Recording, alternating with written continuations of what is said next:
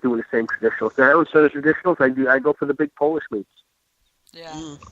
I haven't done, I mean, I drink Polish meads, but I've not made one yet just because I've been off in different directions, so I hadn't really come around to that yet. But now that we have all these recipes that Rob put out there with award-winning Polish mead recipes, I think there'll be a lot more people trying Polish. Yeah. Well, Merrick gave me a couple. I got a four-message tutorial from Merrick. Nice. And, he said this many pounds of honey, this much water, and find the yeast that goes to over 15%. Yeah. There you go. That was pretty much it. And if you can lay your hands on some honeys that give that kind of... They have interesting flavor profiles in the Polish meads. They're not just big, sweet meads.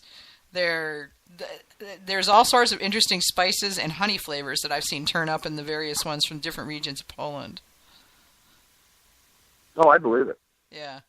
I have one that I did. It's about... It just missed being ready last year for Major Cup, so it's probably... I don't know, about 15 months old. Yeah, well, they're better aged anyway. The Mason this year. Yeah. I thought it was great the way it was. Well, yeah, but I mean, Polish meads are, I don't know, they're big on the older it is, the better it is. I mean, they do a lot of that. It's just a cultural tradition as well as, just how they like to make their meads. They're a little bit like the Germans are with their beer. They're kind of militant about their meads. You're like, this is the way it's done. They have rules. And, that's what I've talked to a lot of my Polish friends, and they're like, oh yeah, and this one needs to age at least 4 years, and it's like, how is it going to stay in my basement that long? I mean, let's get real here. See, that's what I should be making because I don't drink very fast. Yeah. Well, they're beautiful to drink. They are sweet, but the alcohol balance is right against it. It's not like you're not, it's not like you're going to have sugar puss after you take one sip. Yeah. Mm-hmm. Yeah, no, they're very well balanced. If I didn't max out on sugar so easily, I could drink more of them because I love the way they taste. Unfortunately, my body, after about a glass of that, says, heartburn, and then I can't drink anymore, so. Yeah.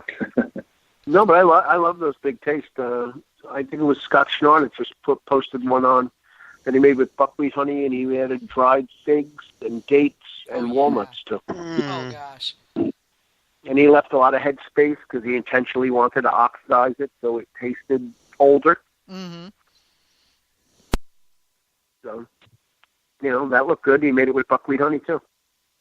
Yeah, buckwheat's really good in Polish meads. They've got several honeys that have a similar flavor profile to the buckwheat. Okay, we've got someone on Got Me Live asking what's special about a Polish mead versus a traditional. Okay. The starting gravity is a lot higher. The starting gravity is a lot higher. Yeah. So essentially a sack mead?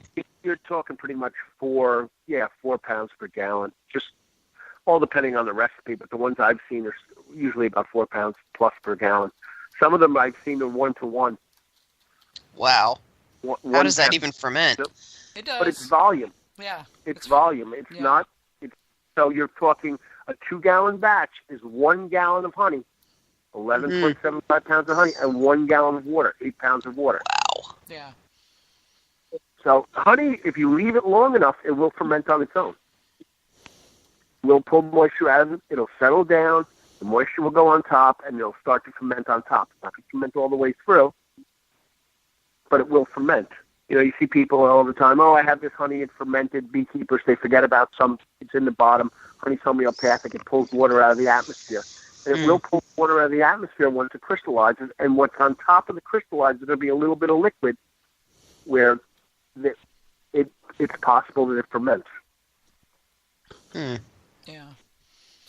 But if you're going to make the Polish mead 50-50, put the honey in first, put the water on top, and drop your yeast in, and your nutrient, and what you're going to put in for nutrient. Because if you stir it up, it might be too thick for the yeast to take hold. But if you put it on the bottom of the jar and you put the water on top, the yeast will work its way down through the honey. Okay, so you're letting it do a natural diffusion then. Exactly. Yeah. Okay. And Joe Vinciguerri, you had asked what's so special. The Polish have proportion rules for the different styles that they've defined over the last several hundred years, and each one is X amount of water to X amount of honey, and so within that proportion, you can then add spices and sometimes fruit, and there's a lot of variations within those overall honey-water proportions that you can add, but they're always big, really huge mouthfeel, long finishes, and they're sweet. I mean, they're all sweet. Yeah, I don't have them off the top of my head, but I'm sure they can all be looked up. Yeah, well, if you have a copy of Let There Be Melomels, the Polish mead section talks about the different styles and what's involved, but yeah, you can easily look it up too. And, so but the Polish meads are really interesting because you can't just whip one up. I would not recommend that a beginning mead maker try a Polish mead. I would wait until you have some experience. Yeah. I judged them the first time this year out at the Mesa Cup. I really thought, I was really taken back by the quality of the meats. Mm. Yeah. And the complexity on them was incredible. They're not something where you're going to open a bottle and share it between two people. No. Those maybe a 187. Yeah. Maybe a 7-ounce bottle, but that'd be about it. Yeah. But a 375, you have to be talking 4 people. Yeah. They're just, too big. Yeah. Yeah. That's the kind of mead I've that had you find your come legs back. don't work after a while. It's like, why can't I get up? I'm sorry, Andrew, what'd you say? Mazer is one of those cups. I was going to say that Mazer is one of those competitions where, you get entries back and it's like you scored, 43 out of 50 and you didn't place. And you're like, wow, what was the competition in this category? There were guys in 46s and 47s who didn't place. Who don't even get kicked up to the next. Who don't even get kicked up to the next round.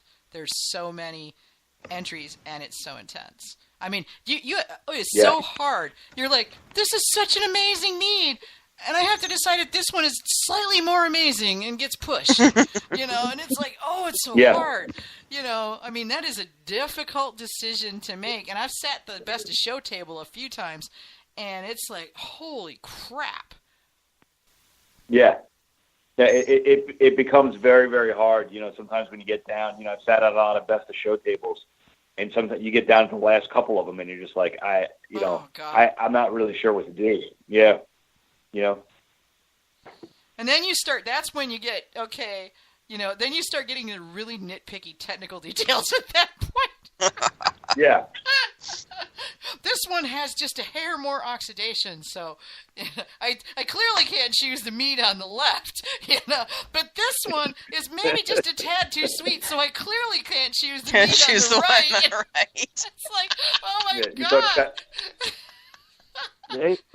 Start channeling your inner Wallace Shawn. Yeah. Just give me some iocane powder and put me out of my misery.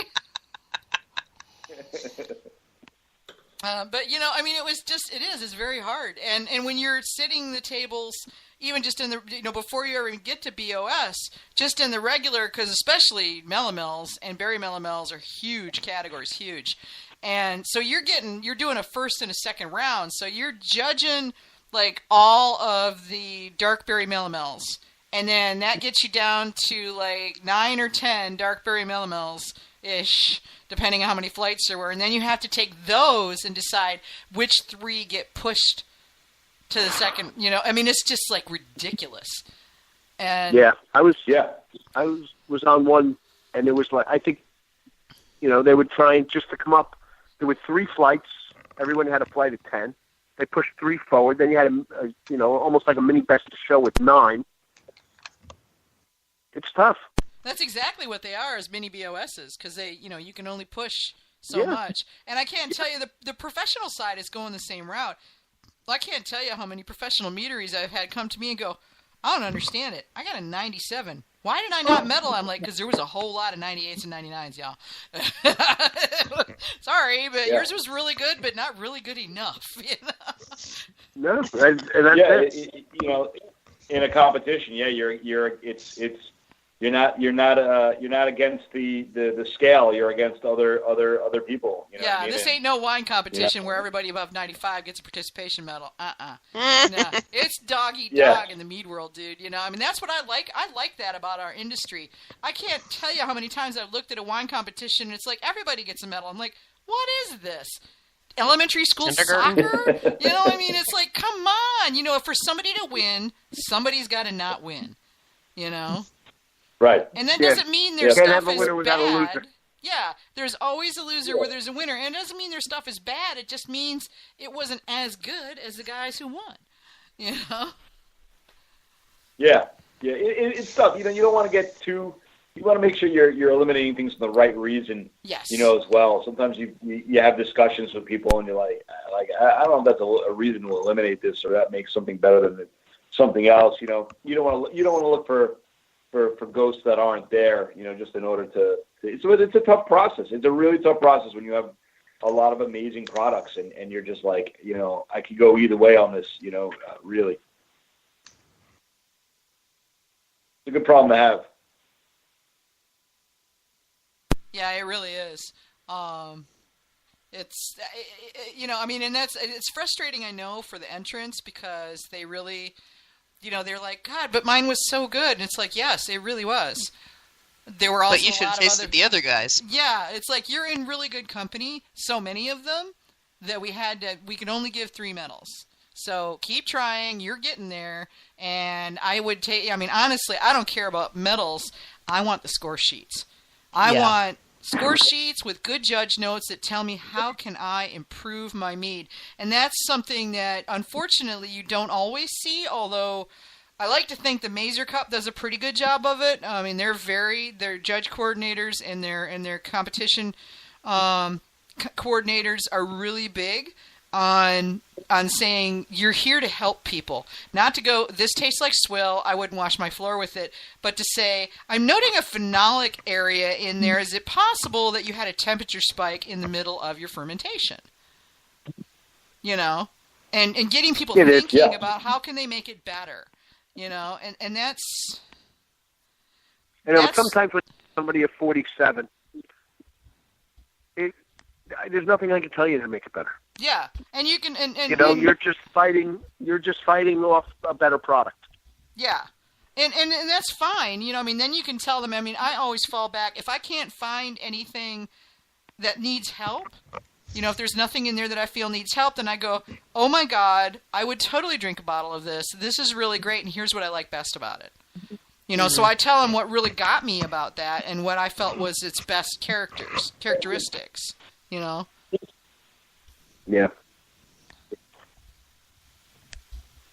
But I think it's really important that a judge, you know, take the time to give good feedback to the entrant so that they have something that tells them, is it good? Can it be improved? And if so, how? Yeah, you know, and I think mead judging is a lot different than beer judging in the regard that, you know, like I said, it's a lot more open-ended and you know, certain things that are flaws, you know, identifiable flaws in most beers, you know, are kind of could be acceptable, you know, in certain meads and, you know, in wines and stuff like that, you know, like, oh, you know, this person intentionally has, you know, diacetyl for mouthfeel and also flavor contributions or, you know, things like that, you know, and you have to, you know, you gotta be kind of open-minded about it. You know, what was the person intending, and does it work? Is it an enjoyable product, or, you know, is it not an enjoyable product? You know, and you know, and like you said, not kind of nitpicking for weird things. You know, like one of the articles, you know, when I wrote that mead judging article where I was lucky enough to interview some really, you know, some really knowledgeable people. You know, some of the things we talked about is like that idea that, you know, if someone makes a mead and let's say they list like 3 or 4 ingredients, that you should be able to pick out each one of those as if it tastes or smells in its raw form individually. You know, those things kind of meld together, you know, or the idea of you know, with a lot of melanols, you know, the honey, a lot of times the honey plays kind of a secondary role, you know, and, you know, saying to people that, you know, you're not getting enough honey character, or, you know, what you're really saying is you're not getting enough raw honey character, which is really what you don't want anyway. You know what I mean? So like understanding those certain things as well, because it was, it was funny when I was talking to Michael Fairbrother, he kind of said that, he gave his presentation at the National Homebrew Conference for the Beer Judge Certification Program about 5 years ago, and he basically was saying that like the way that mead has been being judged for the last